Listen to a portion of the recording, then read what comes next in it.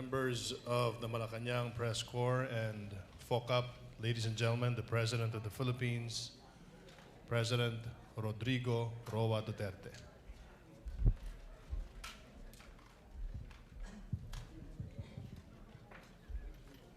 Good afternoon. Kindly find your seats to make you comfortable. I have a great news for you.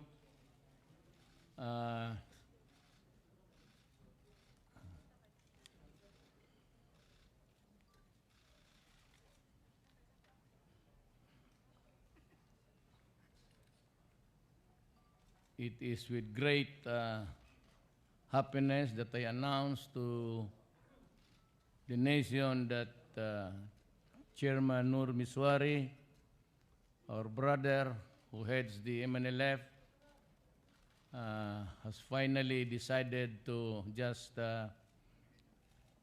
accept my invitation for him to talk to us.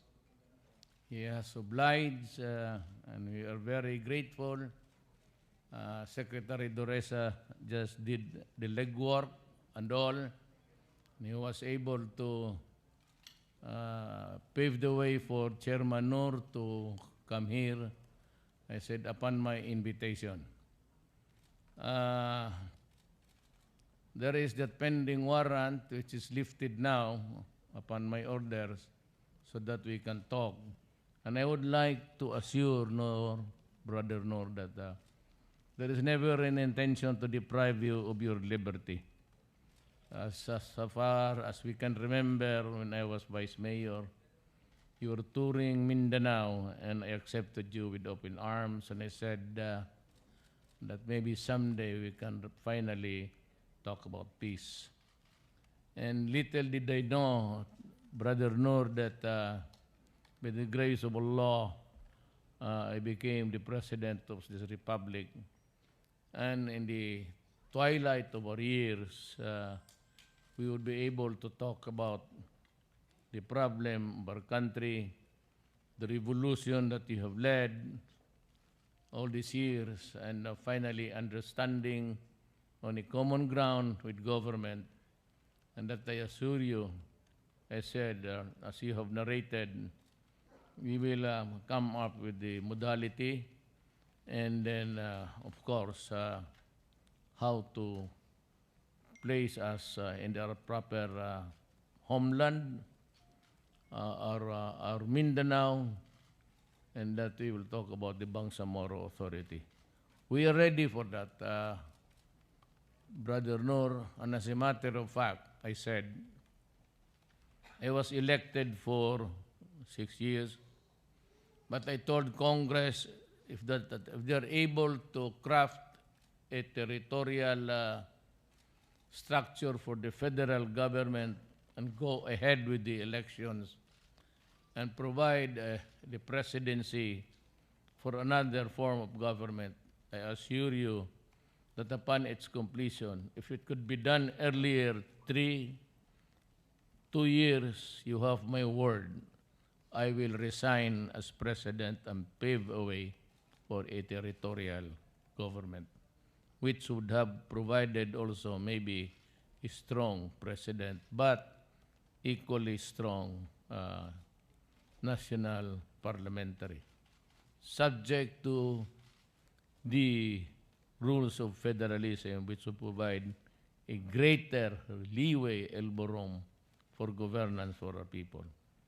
I am for it. I know that we have talked many times. You passed by Davao City that we would just agree to a federal setup, give everybody his due, do justice to the Moro people committed many centuries ago.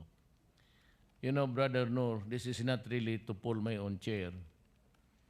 But when I was talking to a lot of the Americans, and I said, and I reminded them of the several massacres, not only in Holo, but in Samar, the bell that was from the church there was taken out by the Americans. And because one colonel died there, an American, every male, 10 years and above, had their heads cut off also. So these are the things that I said contributed to the lot of injustice.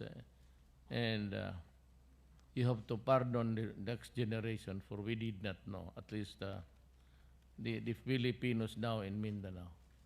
So we would like to ask that we work together with our Moro brothers and create a country that is really, that is just, and that is good, and that would be for the next generations to come.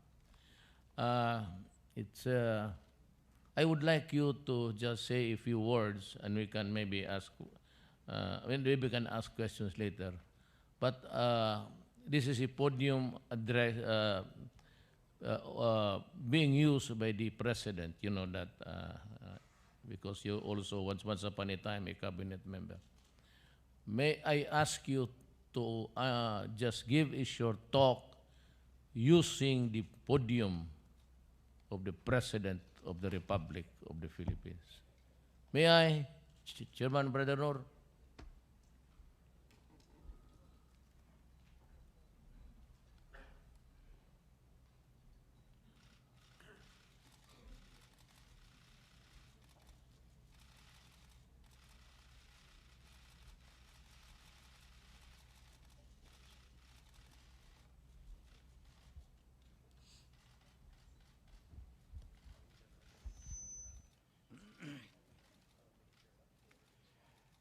Bismillahirrahmanirrahim. Assalamualaikum warahmatullahi ta'ala wabarakatuh. I began my statement with this universal greetings of peace of the Islamic world, because peace is of most vital humanitarian value to us.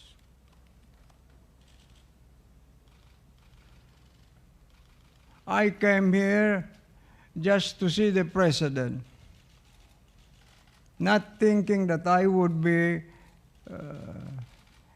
having this press conference, because I came here only in answer to the invitation of the President, the man whom I respect and trust.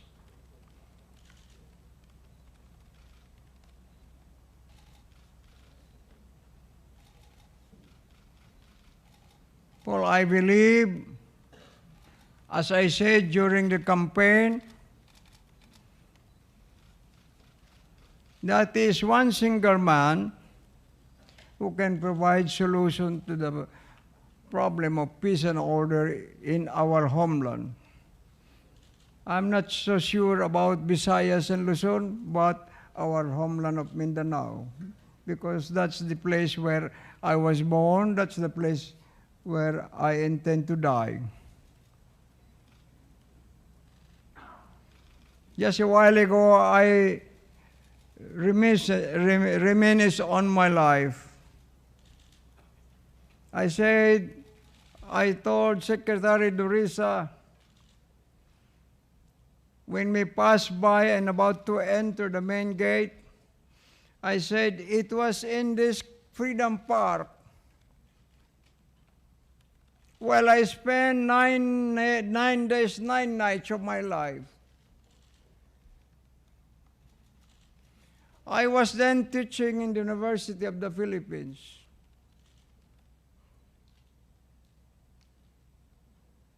But I had to abandon my teaching profession to the extent that I had to resign because I was not happy with the reaction of the late President the late President Marcos. In the aftermath of the killings of more than 200 of our people in Corridor Islands, innocent youth of our homeland, I led a series of demonstrations. I organized one in Congress. But when they called me to say my piece, I said, no, I'm not happy with the reaction of the congressmen. Why they did not honor us by sending somebody here just to talk to us? So I gathered only 9 of our leaders and asked them to join me. And I told them, now I will march to Malacañang Palace.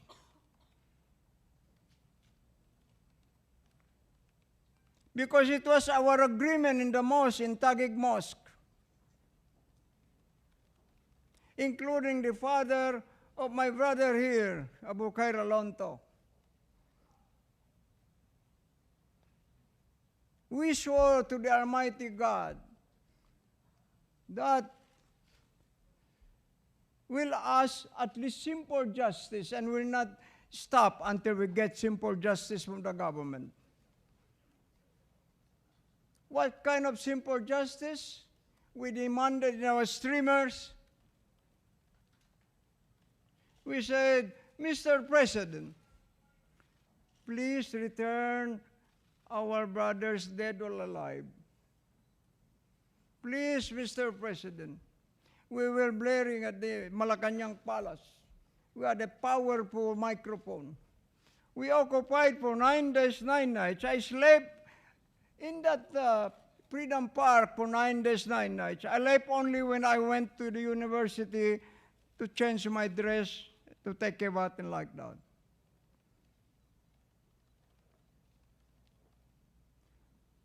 At the end of the 9 days, 9 nights, when in a state of replying courteously to our demand, the late president instead issued a statement before the media, and it became headline issue. Said, Mr. President Marcos has promoted one rank higher the executioners of the Muslim in Corridor.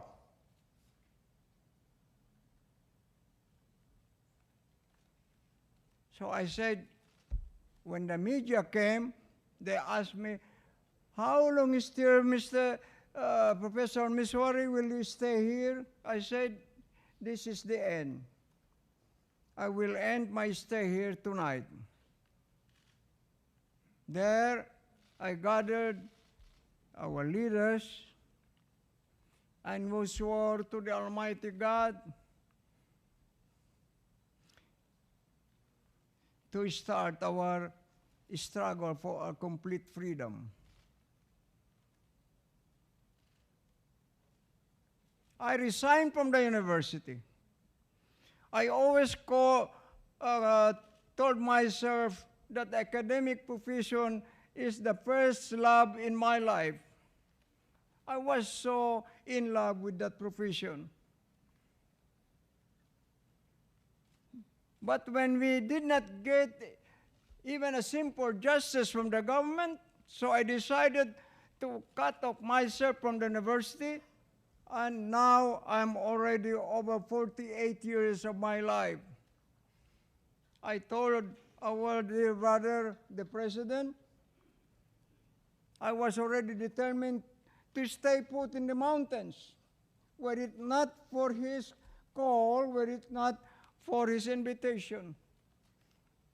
It's just I cannot reject his invitation because I respect him too much.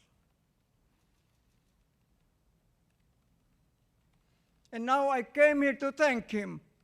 First, also for restoring my freedom, if only partially. When we released from the residence of my wife, Mr. Kazartan, seeking stand, after we got him from the hands of the Abu Sayyaf, we were very, very lucky. The Abu Sayyaf sent only, according to Seeking Stud, only 60 warriors. And upon my instruction, I asked my people to envelop them right away. And I sent 1 battalion of my forces. So they had no choice but to give us to us. Then when he left the residence of my wife, you know what he said? I am so happy to be alive. Now I want to tell you, paraphrasing that statement of my friend Kazartan, now I am so happy to be free again.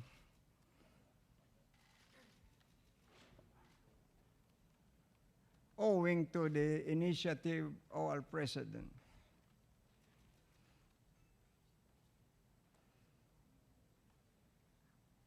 My first impulse was, I told Secretary Durisa, I said, I would rather let the president speak for us.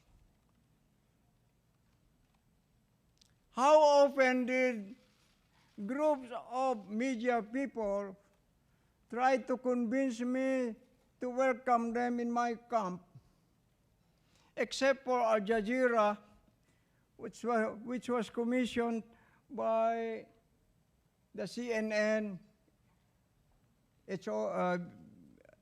another 2, ABS-CBN, and I don't know, another international media organization. I welcome them there. Because I am sorry to say this, I'm not happy with the performance of some media people. They distort my statement. And some of them are insisting, before they used to insist, MNLF is a spent force.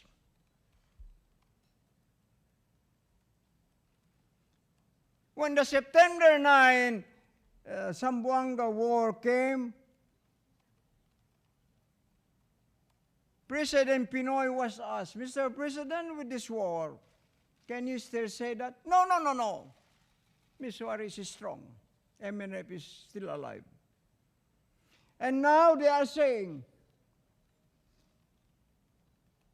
mouthing the German propagandists, repeating lies and lies and lies. That this group of traitors called Executive Committee of 15, they said, is the biggest group. Sometimes MILF. No, sir. Not even one barangay of my people in can they match in Holo. They only have handful of people.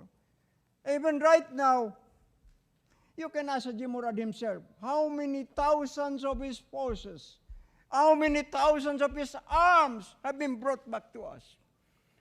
You can ask my brother here, one of my commanders from Lanao, from Cotabato. He will tell you, most of their fighters are ready with me.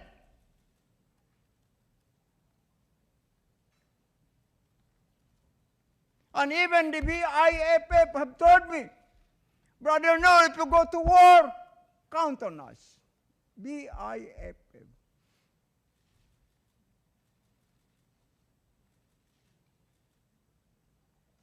Ask somebody to dispute this. And now I came here, foremost in my mind is, how can we help our president finish his job? through to the end of his 6-year term.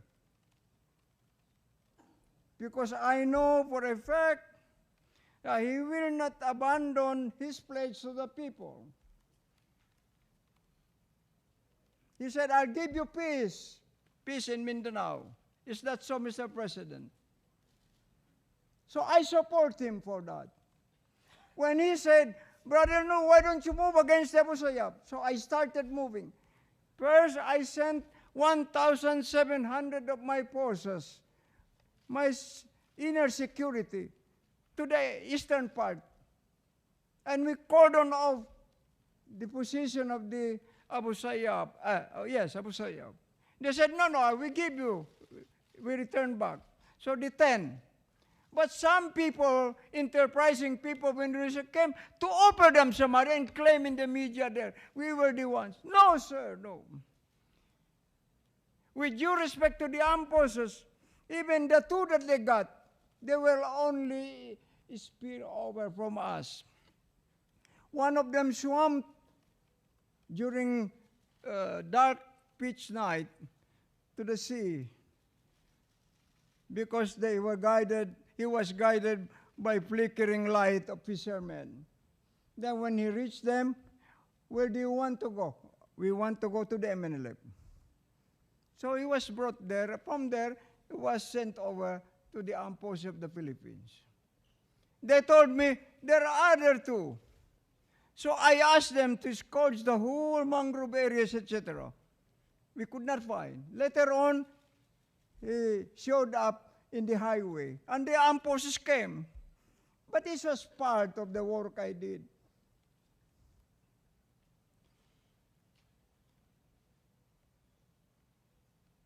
You see? That's the thing I want to say. I want people to be truthful about things. If you want us to be fair with you, you want us to deal with you, please be fair with us. Just tell the truth, simple truth. And secondly, about this campaign against drug, one of my commanders, I was telling Secretary Durisa, while we were flying from Holo to Manila, I told him one of my commanders has written me a report saying, Kaji, addressing me. Every time I finish my prayers in the morning prayers, I go to the balcony of my humble house, overlooking the highway in Holo. Every time I see people, young people, in the prime of their life, walking like ancient people or what, I say, what's the cause? Drugs. They are destroying our children, our youth. Who will succeed us after this? When our citizens are already destroyed by these drugs. To us, I've always been saying that drug is a restless, creeping threat to humanity. International organizations spending billions and billions and produce no result at all. This is one of the biggest source of crimes to humanity, these drugs.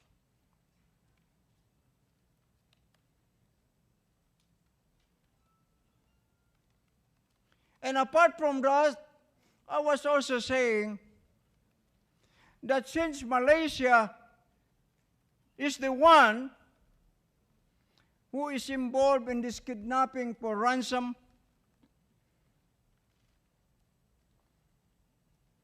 probably one day I will drag the leaders into the International Criminal Court.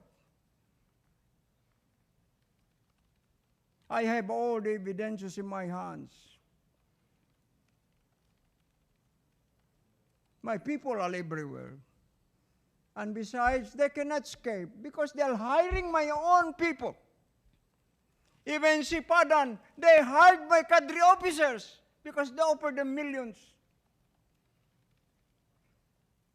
And then they have the goal to ask one of my nephews here, we want to see the chairman.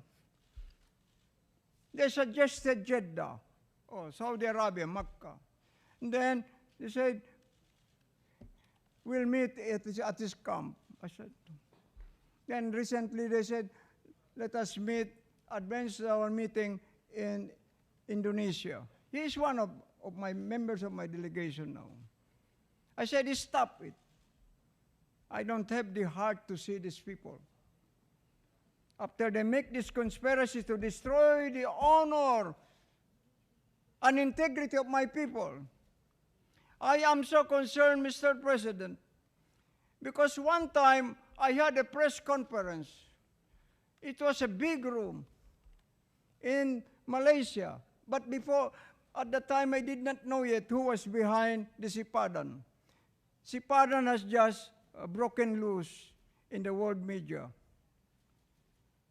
They asked me, they asked questions. Before even I could open my mouth, one German lady stood up and pointed her finger at my face. You know, Governor, your people are the worst people in the world. I said, sit down. I will explain to you. Because she said, why did they kidnap people for ransom? Now I told them, I said, listen, I can understand what is prompting in your heart, in your soul. I can understand that because you come, I'm sorry, with due respect, from Western civilization. And according to Western civilization in my studies, there is such thing like collective punishment. When somebody commits mistake, commits crime, what will he do? What will he do? They can even destroy the whole community. Just 1 second. But in our case, we are Muslims. The crime of the father cannot be imputed to the son, let alone the crime of the son can be imputed. No. So they stopped. And the people started howling at her. Oh, Muslim white people. She was very irresponsible. So I want to stop here. Just allow me to reiterate my sense of gratitude to the President and my promise that should he need our cooperation in his campaign for peace, you can count on us, Mr. President, inshallah. Wassalamu alaikum warahmatullahi ta'ala wabarakatuh.